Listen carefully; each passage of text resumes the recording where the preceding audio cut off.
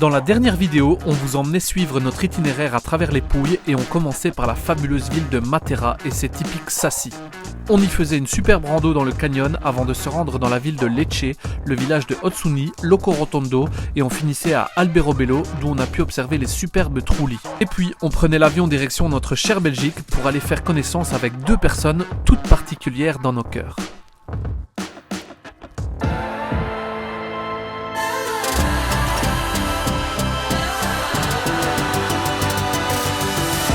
Nous, c'est Vincent et Virginie. Il y a quelques mois, on a décidé de tout quitter et de vivre notre rêve. Avec nos 3 enfants, Victor, Édouard et Célestine, nous avons pris la route à bord de notre camping-car pour découvrir toutes les splendeurs de notre cher continent européen. Découvrez nos aventures, celles d'une famille nomade inexpérimentée.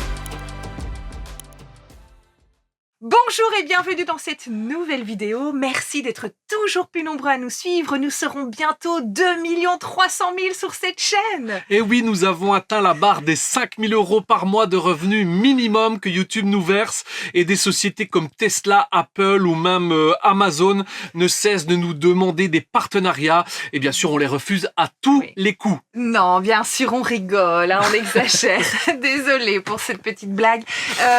Non, en fait, on voulait juste vous rappeler que l'objectif premier de nos vidéos est de garder une trace de nos aventures, de les transmettre à nos proches et puis en plus si ça peut en inspirer d'autres et donner du plaisir, tant mieux.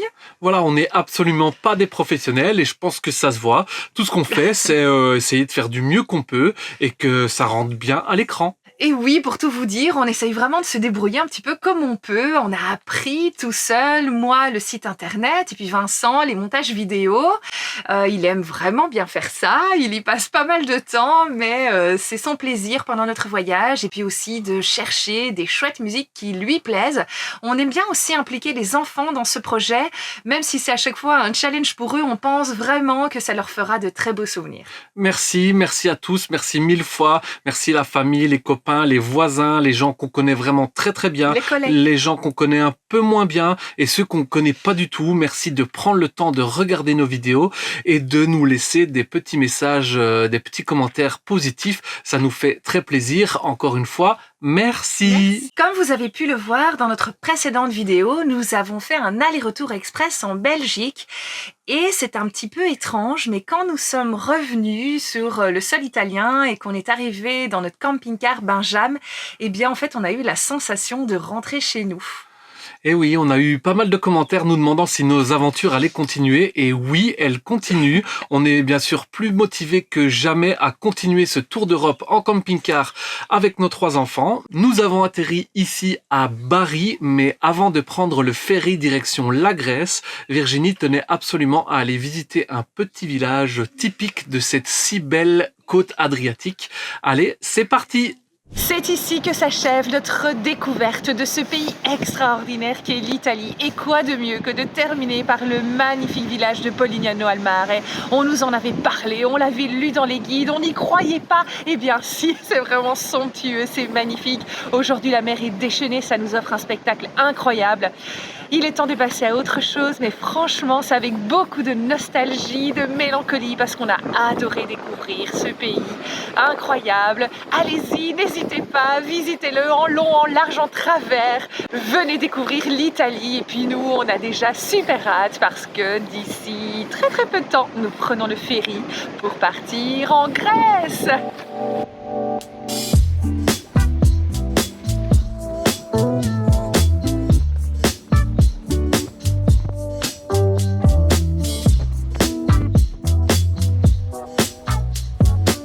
Eh bien, comme dernière visite en Italie, nous sommes servis. Nous n'aurions pas pu rêver mieux que de finir avec la perle de l'Adriatique.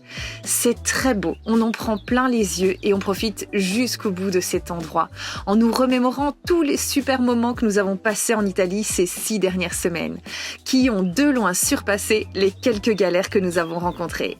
Ciao Italia, grazie, a presto!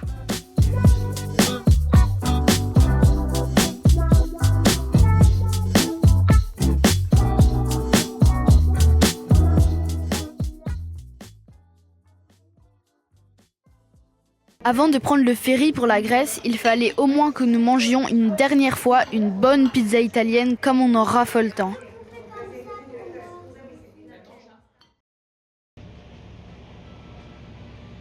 Ça y est, c'est parti. Deuxième grande traversée en ferry avec notre Benjamin. Cette fois-ci, on a tout prévu. On a même pris nos pyjamas, nos oreillers, nos sacs de couchage. On embarque à 5 sur un ferry pendant plus de 16 heures et celui-ci nous emmènera de Bari à Patras en passant par Igoumenitsa.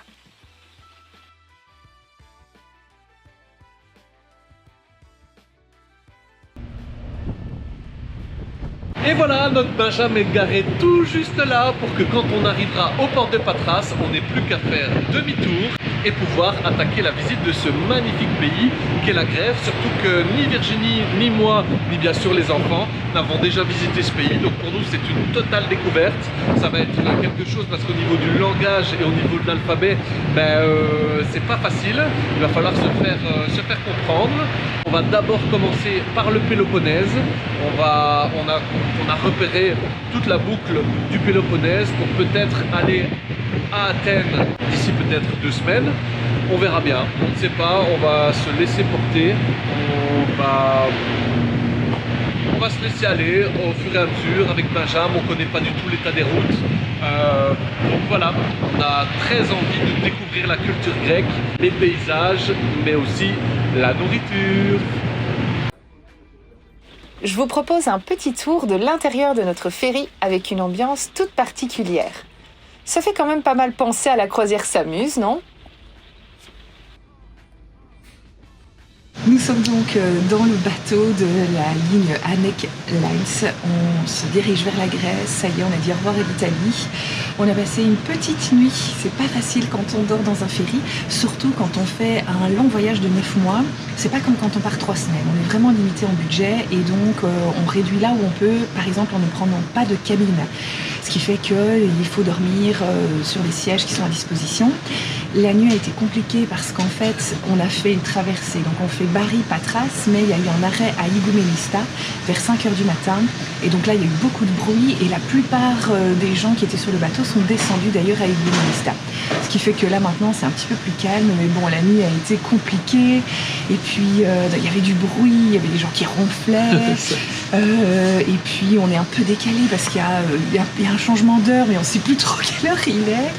Donc voilà, là maintenant il fait plus calme, mais le bateau tangue pas mal quand même. Ouais, ça bouge pas mal de gauche à droite. Et on s'est rendu compte également qu'on avait laissé ouvert le lanterneau de Benjamin sur le bateau, qui est un open deck. Donc ça veut dire que je vous l'ai montré avant. Benjamin est vraiment, s'il pleut, il pleut sur le bateau. Et on a laissé le lanterneau ouvert. Donc, ou alors il s'est ouvert pendant la nuit peut-être, parce qu'il y avait vraiment beaucoup de vent. Et on croise les doigts pour qu'il n'y ait pas d'eau, il n'y ait pas de dégâts à l'intérieur. Et alors oui, petit conseil aussi, quand on fait une longue traversée en ferry, au début moi j'avais pris 50 000 couches parce que j'étais persuadée qu'on allait avoir super froid. Alors c'est sûr que dès qu'on va sur le pont, il faut être bien couvert, souvent il y a du vent, mais par contre sur le bateau en général il fait assez chaud, donc prévoyez quand même une tenue un peu plus légère pour vous sentir plus à l'aise. Et puis surtout n'oubliez pas votre pique-nique, vos boissons, des bouteilles d'eau, parce que sur le bateau c'est en général assez cher. Donc encore une fois, oui, ce qui est tout à fait normal. C'est pas non plus hors de prix, hein, mais voilà, quand on essaye de faire des petites économies, eh bien voilà, on prend avec nous tout ce qu'on peut et puis ça occupe de grignoter. Donc voilà, nous on avait tout ce qu'il nous fallait avec nous. On a quand même hier craqué un petit verre de Retsina pour essayer de mieux dormir après aussi. Voilà, mais sinon tout se passe bien. Là, les enfants travaillent pour l'école, c'est chouette. Et puis il nous reste 2-3 heures et puis on arrivera en Grèce. On ne sait pas du tout à quoi s'attendre. On a dû faire un test pour débarquer et puis voilà, on verra bien comment ça se passe. C'est vraiment, là on sort de notre zone de confort. Voilà maintenant 13 heures que nous sommes sur ce magnifique bateau, comme vous pouvez le voir. Et déjà là, au bout, ce qu'on aperçoit, ce sont les côtes grecques. Je ne sais absolument pas où on se trouve, mais en tout cas, c'est déjà la Grèce. Ouais, comme je le disais, c'est un peu la tempête ici. Bon, ça va, hein, mais ça tangue pour pas avoir le mal de mer. Les vagues nous secouent un petit peu dans tous les sens. Il y a du vent. On se prend. Voilà, j'ai un goût de sel sur les lèvres, mais là-bas, on va à la Grèce. Regardez les vagues.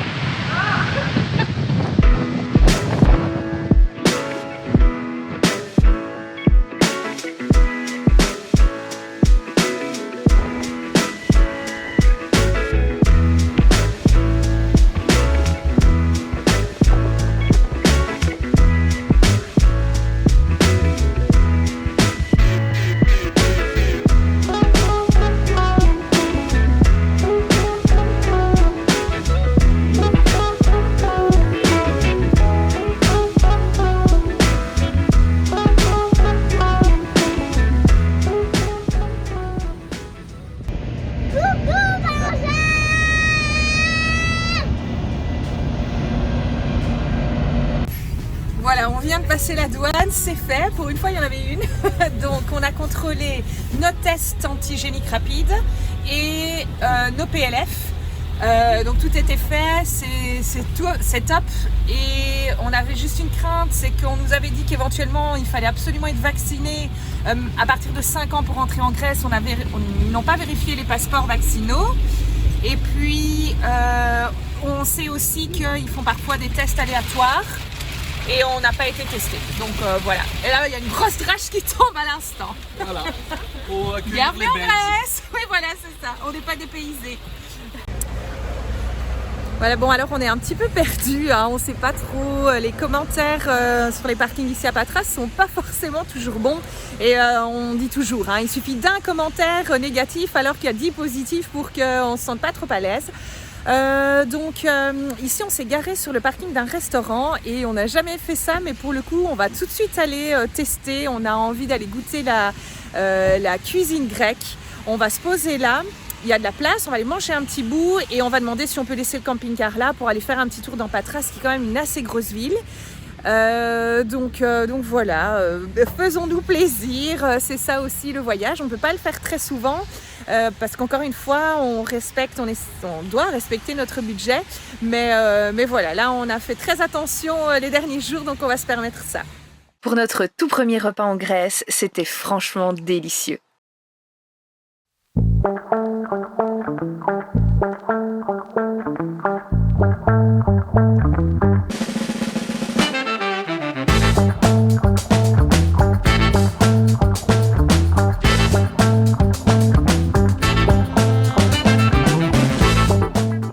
Mais quel spot!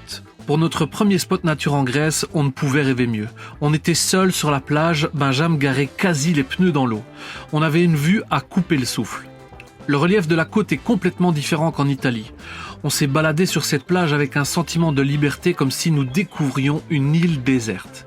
Certes, il ne faisait pas super chaud, il y avait pas mal de vent, mais nous étions tellement heureux de partir à l'assaut de ce pays qui nous réserve tant de surprises.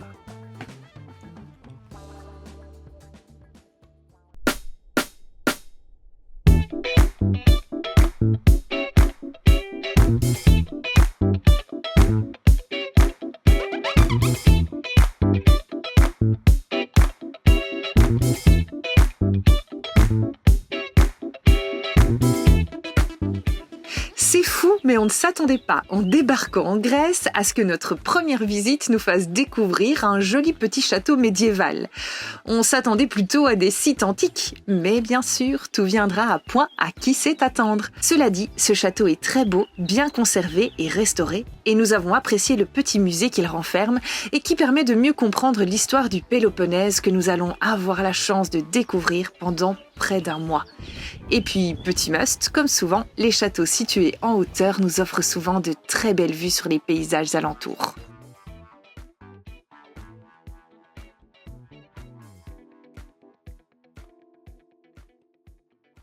Merci d'avoir regardé cette vidéo jusqu'au bout. Dans la prochaine, on visite le Péloponnèse. Et pour pas manquer ça, n'oubliez pas de vous abonner, ça nous ferait extrêmement plaisir. Et en grec, pour dire au revoir, on dit Andio! Bye bye!